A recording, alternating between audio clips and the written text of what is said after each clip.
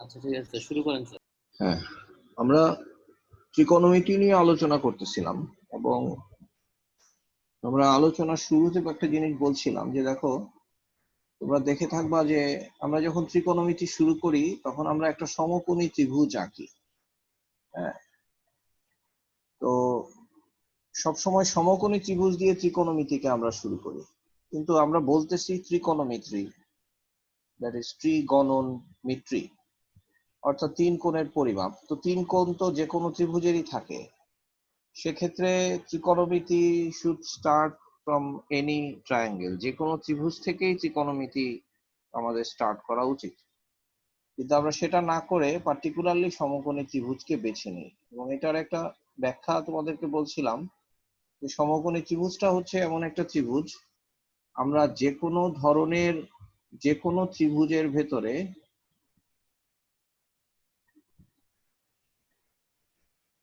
যে কোনো ধরনের একটা ত্রিভুজ আমরা আঁকলাম, মনে করো এই ত্রিভুজটা সমকোণী ত্রিভুজ না, ত্রিভুজটা কিন্তু সমকোণী ত্রিভুজ আমি আঁকি নাই।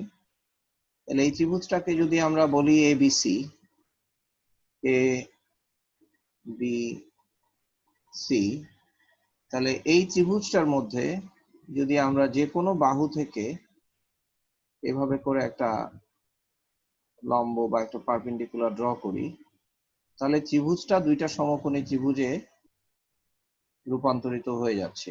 এই ত্রিভুজটা হয়ে যাচ্ছে দুইটা সমকোণী ত্রিভুজ, অর্থাৎ যে কোনো ত্রিভুজকে আমরা দুইটা সমকোণী ত্রিভুজে পরিণত করতে পারি। আর এ কারণে যখন আমরা যে কোনো ত্রিভুজকে দুইটা সমকোণী ত্রিভুজে পরিণত করব, তখন ত্রিকোণমিতিক অনুপাতগুলোর সাহায্যে, আসসালামু আলাইকুম স্যার।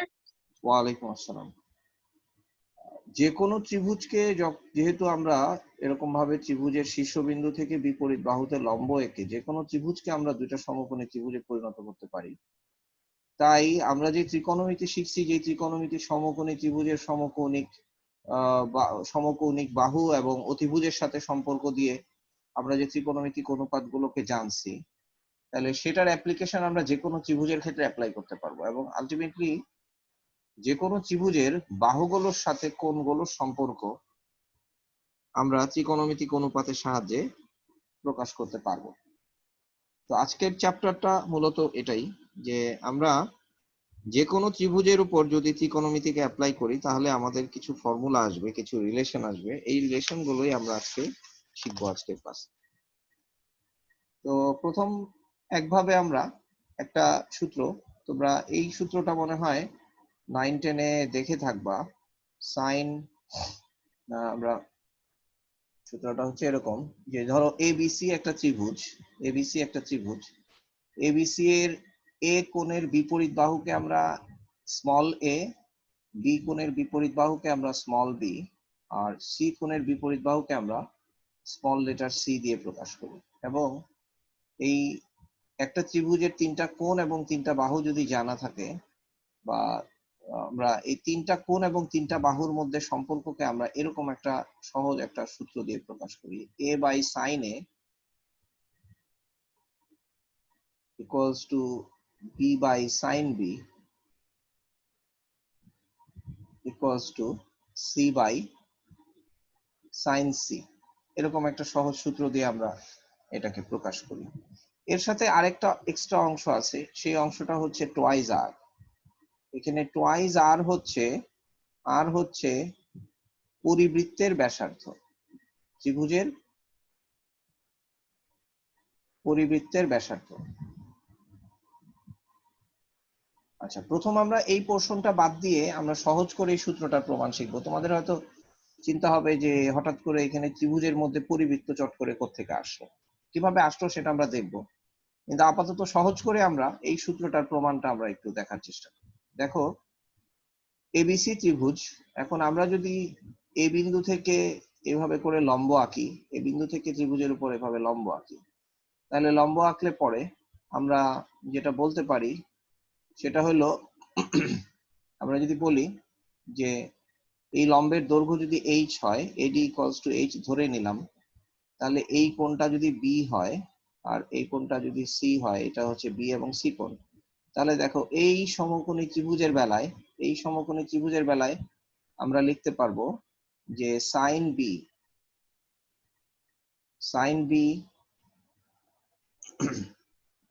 equals to এই লম্ব ডিভাইডেড বাই অতিভুজ that is h by c। Sine B equals to হলো h by c।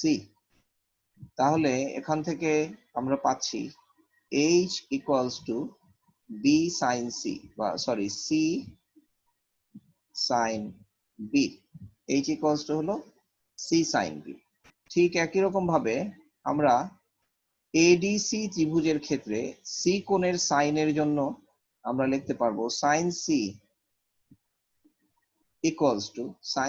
Equals to হলো লম্ব বাই অতিভুজ that is h by B. So আমরা লিখতে পারবো b sine C h equals to b sine C. তাহলে এই দুটো h তো সেম, তাহলে আমরা পেলাম এখান থেকে c sine B equals to হলো b সাইন সি।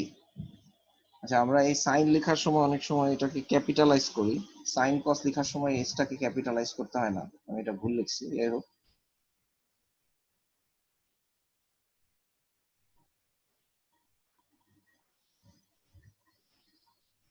এটা স্মল লেটার আর এটা এরকম স্মল লেটার, সাইন দিয়ে এইভাবে লিখলে ভালো হয়। Sine B equals to B sine C, that is C sine B equals to B sine C. তাহলে এখান থেকে আমরা কিন্তু লিখতে পারবো B by sine B equals to C by sine C. এই আমরা B by sine B equals to C by sine C যেভাবে প্রমাণ করলাম, আমরা বুঝতেই পারি যে আমরা যদি বি বাহু থেকে এখানে লম্ব আঁকি এবং সি বাহু থেকে এখানে লম্ব আঁকি, সেরকম ভাবে এটা হলো বিসি এর ক্ষেত্রে প্রমাণ করছি, সেরকম ভাবে আমরা a by sine a equals to b by sine b এটাও প্রমাণ করতে পারবো। তাহলে এই যে B by sine B equals to C by sine C, তাহলে এই তিনটাকে একসাথে করে আমরা প্রমাণ করতে পারবো a by sine a equals to b by sine B equals to C by sine C. এই হচ্ছে আমরা এরকম একটা সম্পর্ক প্রথম লিখলাম যেখানে ত্রিকোণমিতি ইনভলভ এবং একটা ত্রিভুজের তিনটা কোণও একসাথে ইনভলভ, এই সম্পর্কটা। সো এই সম্পর্কটাকে আমরা কিন্তু ত্রিকোণমিতির খুব গুরুত্বপূর্ণ একটা সম্পর্ক হিসাবে দেখতে পারি, যে যেখানে একটা ত্রিভুজের তিনটি কোণ এবং তিনটি বাহুকে সংশ্লিষ্ট করে একটা ত্রিকোণমিতিক সম্পর্ক আমরা প্রতিষ্ঠা করলাম। এখন আমরা এই টোয়াইস আর কিভাবে আসে এটা জানার জন্য এই সূত্রটারই আরেকটা প্রতিপাদন আমরা এখন দেখব। তোমরা জানো যে যে কোনো ত্রিভুজেরই পরিবৃত্ত আঁকা যায়। তাহলে যেহেতু যে কোনো ত্রিভুজের পরিবৃত্ত আঁকা যায়, তাহলে প্রথম আমরা একটা বৃত্ত এঁকে নিলাম,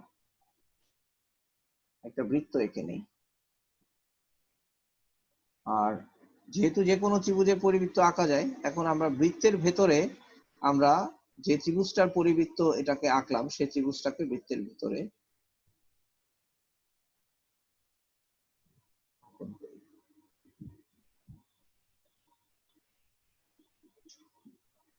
ধরা যাক এটা আমার একটা ত্রিভুজ।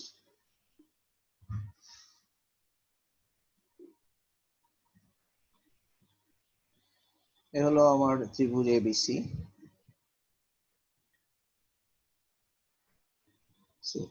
আর একটা বৃত্তকে কমপ্লিটলি বোঝার জন্য আমার বৃত্তের কেন্দ্র এবং বৃত্তের ব্যাসার্ধ দরকার।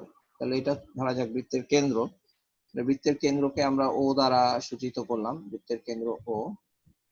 এখন আমরা এই ত্রিভুজের যে কোনো কোণ, এ কোণ, বি কোণ, সি কোণ, যে কোনো কোণ থেকে আমরা কেন্দ্র যোগ করে ব্যাসার্ধ আঁকতে পারি। আমরা বি কোণটাকে চুজ করলাম, বি কোণ থেকে ও বিন্দু দিয়ে আমরা বৃত্তের ব্যাসার্ধ আঁকলাম। এটা হচ্ছে আমাদের বৃত্তের ব্যাসার্ধ। আমরা এটার নাম দিলাম বিডি, অর্থাৎ বিডি ইকুয়ালস টু বৃত্তের ব্যাস মানে হচ্ছে টোয়াইস আর। তাহলে এখানে আমরা পাচ্ছি বিডি ইকুয়ালস টু টুয়াইস আর বৃত্তের ব্যাসার্ধ। এরপর আমরা আরেকটা কাজ করব, সেটা হলো বৃত্তের ব্যাসার্ধ টুয়াইস আর। এখন আমরা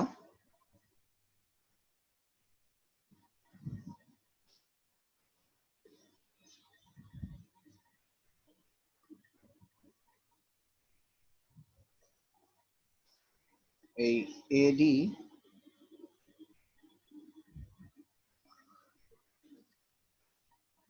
এডি এবং সিডি যোগ করে দেব।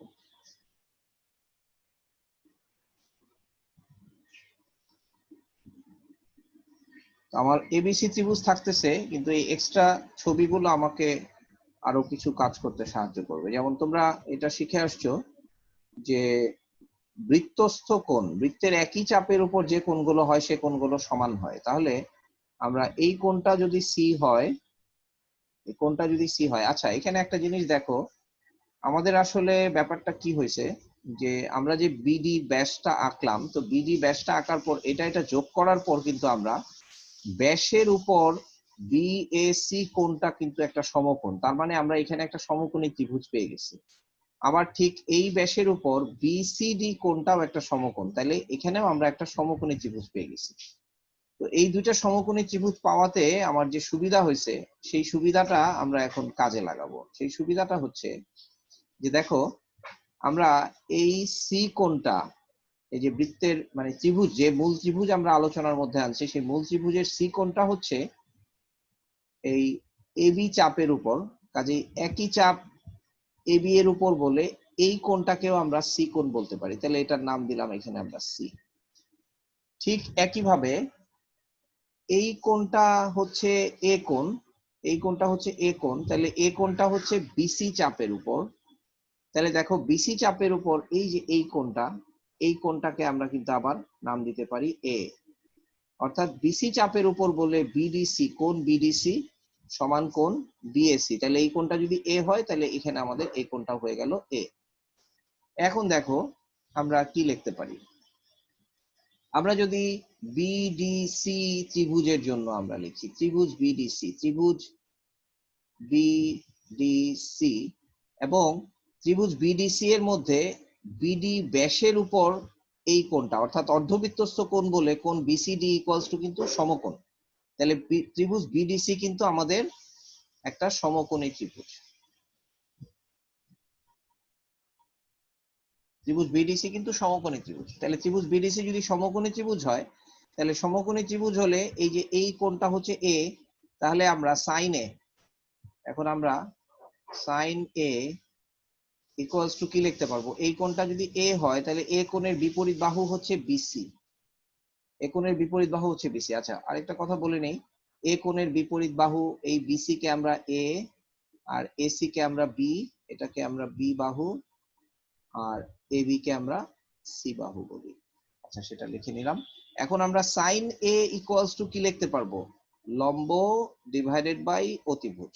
সাইন এ ইকুয়ালস টু লম্ব ডিভাইডেড বাই অতিভুজ। তাহলে অতিভুজ হচ্ছে বিডি, তাহলে লম্ব হচ্ছে আমাদের এ, লম্ব হচ্ছে আমাদের এ, আর অতিভুজ ইকুয়ালস টু হচ্ছে BD, that is equals to twice R. তাহলে সাইন এ ইকুয়ালস টু আমরা এ বাই টুয়াইস আর পেলাম। তাহলে এখান থেকে a by sine a equals to আমরা টুয়াইস আর পেয়ে গেলাম।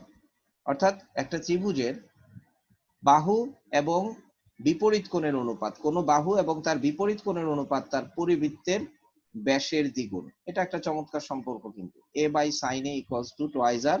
অর্থাৎ কোন বৃত্তের বাহু এবং তার বিপরীত কোণের সাইন অনুপাতের অনুপাত, বাহু এবং বিপরীত কোণের সাইন অনুপাতের অনুপাত তার পরিবৃত্তের ব্যাসের সমান। ঠিক আছে, এটা আমরা পেয়ে গেলাম একটা। এরপরে আমরা যদি একইভাবে আবার যদি আমরা বিডিসি যেরকম সমকোণী ত্রিভুজ, সেরকম অর্ধবৃত্তস্থ কোণ বলে বিএডিও কিন্তু একটা সমকোণ, অর্থাৎ এই কোণটাও কিন্তু সমকোণ। তাহলে এই কোণটা যদি সমকোণ হয়, তাহলে আমরা আবার বলবো যে কোণ বিএডি, ত্রিভুজ বিএডি বা ত্রিভুজ এডিবি, এডিবি এটাও সমকোণী ত্রিভুজ।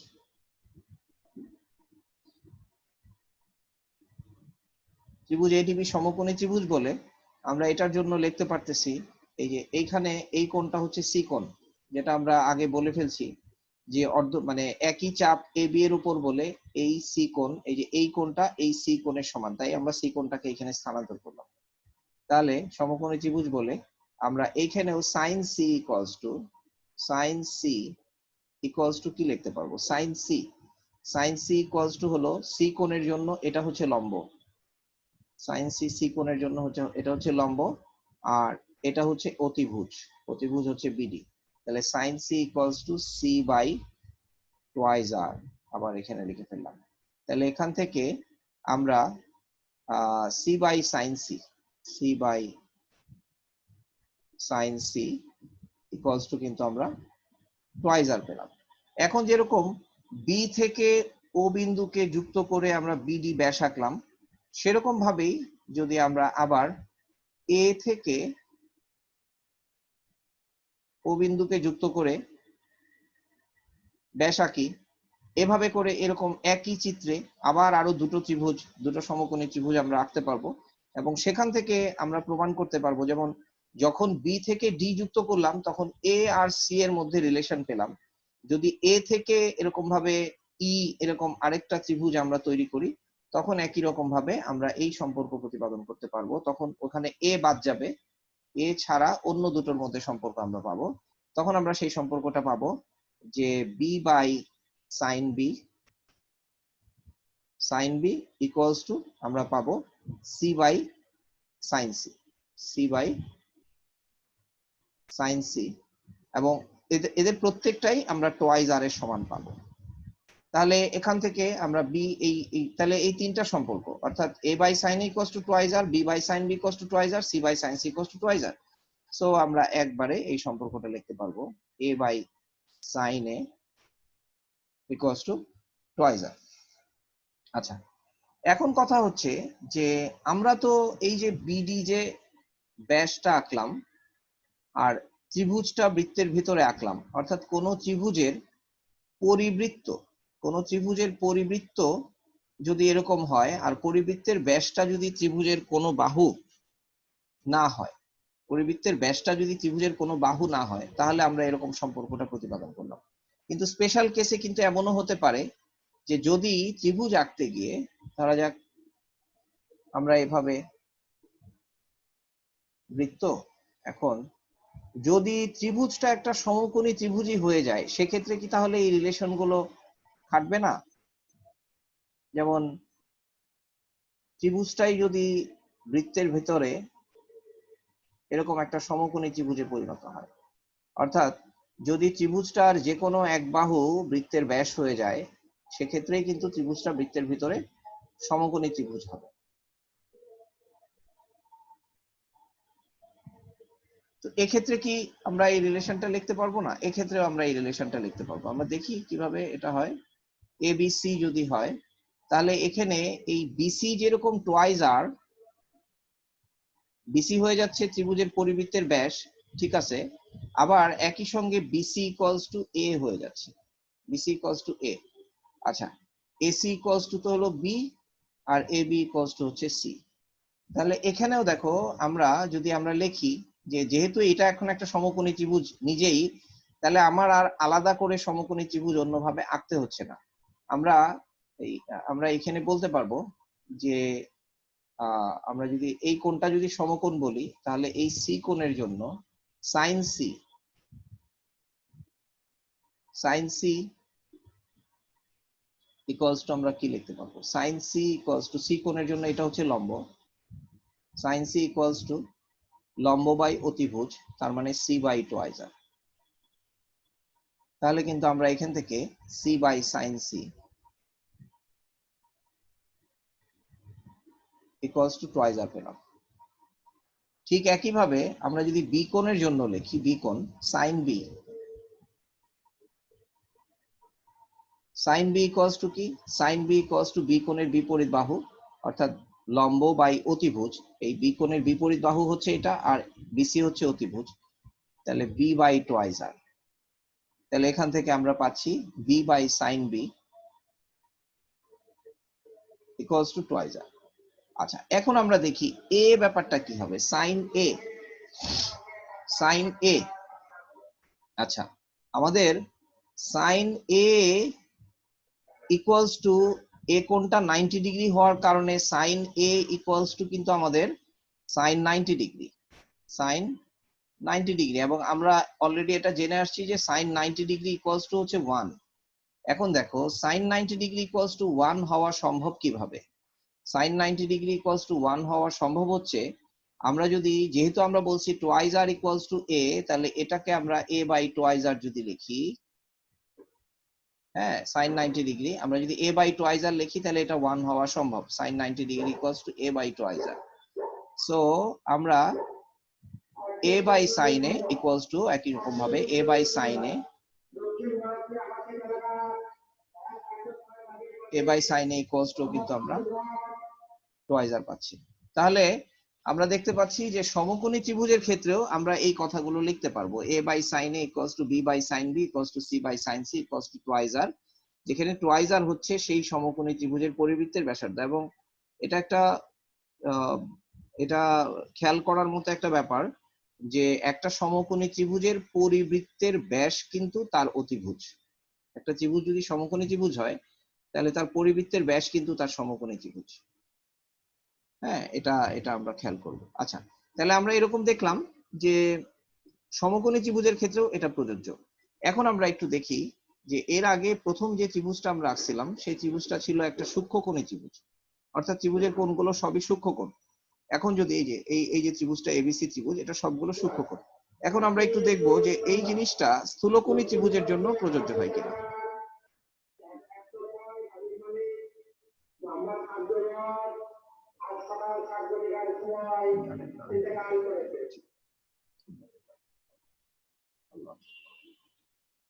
আচ্ছা, দেখো এটা হচ্ছে একটা বৃত্ত। এখন আমরা ত্রিভুজ এবিসি টাকে একটা স্থূলকোণী ত্রিভুজ চিন্তা করব। স্থূলকোণী ত্রিভুজ কিভাবে?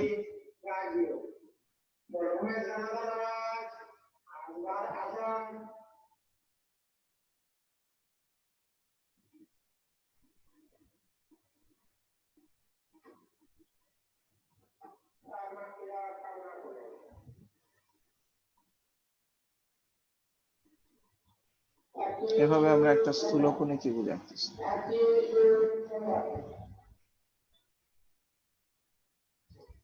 অর্থাৎ এ কোণটা স্থূলকোণ। তোমরা জানো যে স্থূলকোণী ত্রিভুজ মানে হচ্ছে যে ত্রিভুজের একটি কোণ স্থূলকোণ তাকে আমরা স্থূলকোণী ত্রিভুজ বলি।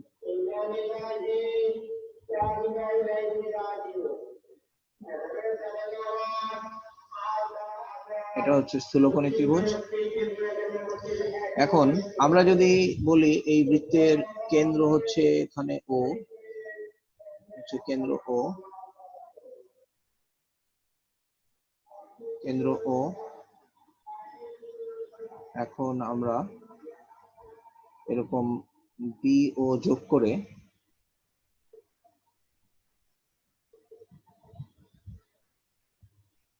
ডি পর্যন্ত বর্ধিত করলাম, যোগ করে ডি পর্যন্ত বর্ধিত করলাম। এরপর আমরা এগুলোকে যোগ করলাম। আমরা এটা হচ্ছে ডি লিখি, এটা ডি। এরপর আমরা সিডি যোগ করব,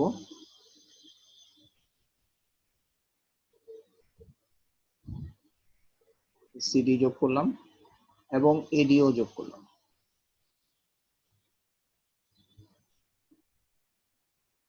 সিডি এবং এডি যোগ করলাম। আচ্ছা, যোগ করার পর এই যে আমরা দেখো যে এই যে ত্রিভুজ, এই যে সি কোণটা, এই সি কোণটাকে আমরা এখানে পাচ্ছি কারণ একই চাপের উপর এবি, একই চাপে এবি এর উপর এটা হচ্ছে সি কোণ, সি কোণটা পাচ্ছি।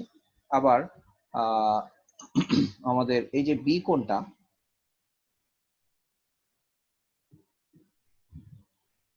আচ্ছা এই যে আমাদের এটা ছিল আমাদের এটা হচ্ছে সি কোণ, আর হলো আর কোথায় সি কোণটা এখানে, আর আরেকটা কোণ কোথায়, হ্যাঁ সি কোণ।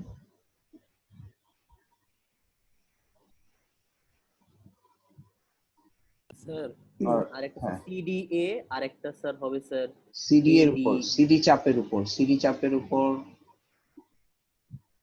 হবে স্যার এসি চাপের উপর।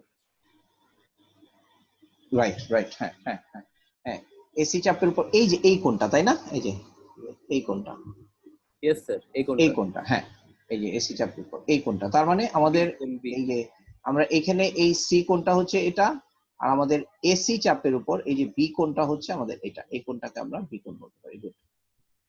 আচ্ছা, তাহলে আমরা এখানেও কিন্তু সেরকম ভাবে দুইটা সমকোণী ত্রিভুজ পেলাম, এবং আমরা স্পষ্টত এই জায়গাতেও আমরা দেখো যখন এই যে বি কোণটা পেলাম, এই বি কোণটা এখানে, তাহলে বি কোণটা যদি এখানে হয় তাহলে এই এসি চাপের উপর বি কোণ, তাহলে এই বি কোণকে যখন আমরা আচ্ছা, এটাতে তো আমরা এইখানে সি কোণ পেলাম, এই বি কোণটা আমরা এখানে পাচ্ছি, বি কোণটা এখানে পেলে এই বি কোণ কে আমরা, এই বি কোণটাকে আমরা কিভাবে এটা হচ্ছে বৃত্তস্থ কোণ। আচ্ছা, এটা হচ্ছে সি কোণ, সি কোণটাকে তো আমরা এই সমকোণী ত্রিভুজের জন্য কাজে লাগাতে পারতেছি, কিন্তু এই বি কোণটাকে আমরা কোন সমকোণী ত্রিভুজে কি কাজে লাগাতে পারি?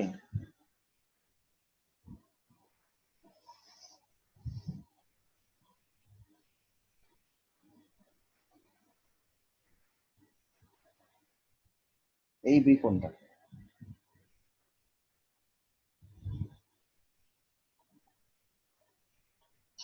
আচ্ছা, আমাদের সাইন বি,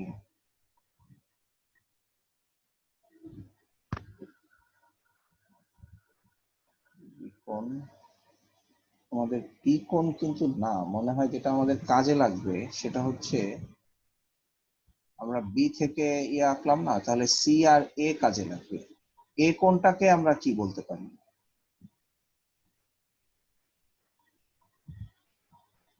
এ কোণের জন্য এডি আর বিসি আঁকলাম। আচ্ছা, আমরা ইয়েটা লিখি, যেমন সি কোণের জন্য কিন্তু আমরা এটা লিখতে পারতেছি যে কোথায় আমাদের এই কোণটা সি কোণ, এই কোণটা সি কোণ, আর এই কোণটাও সি কোণ, তাহলে সি কোণের জন্য সমকোণী ত্রিভুজ পেলাম আমরা, সি কোণের জন্য সমকোণী ত্রিভুজ পেলাম।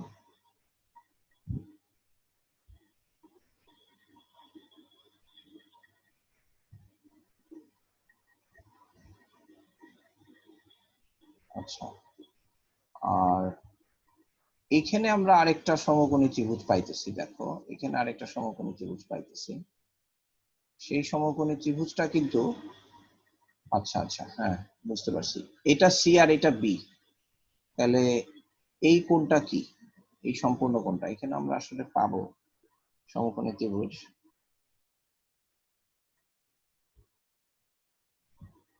সি,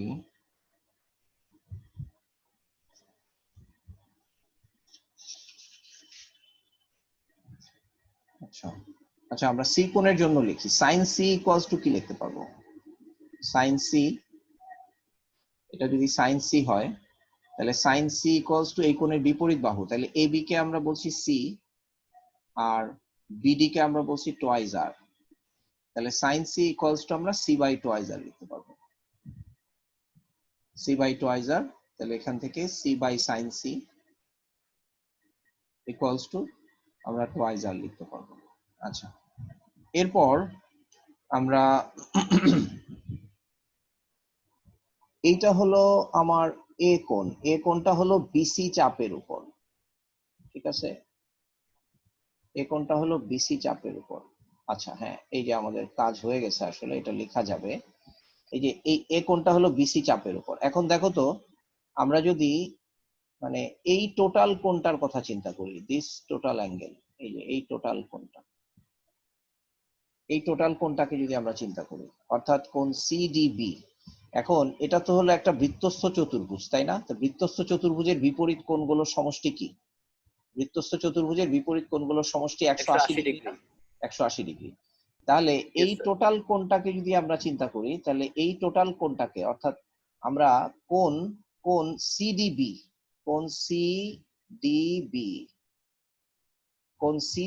ইকুয়ালস টু কি লিখতে পারবো? কোণ সিডিবি ইকুয়ালস টু লিখতে পারবো 180 ডিগ্রি মাইনাস কোণ এ, তাই না?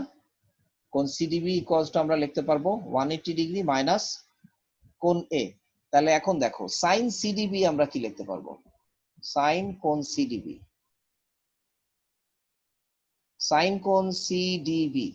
মানে এখানে বি কোণ যদিও আছে, এটা আমাদের কাজে লাগতেছে না। সাইন কোণ সিডিবি, এই যে সিডিবি কোণটা যদি আমরা চিন্তা করি, তাহলে এটা হলো আমাদের ব্যাস বলে, এটা কিন্তু অতিভুজ।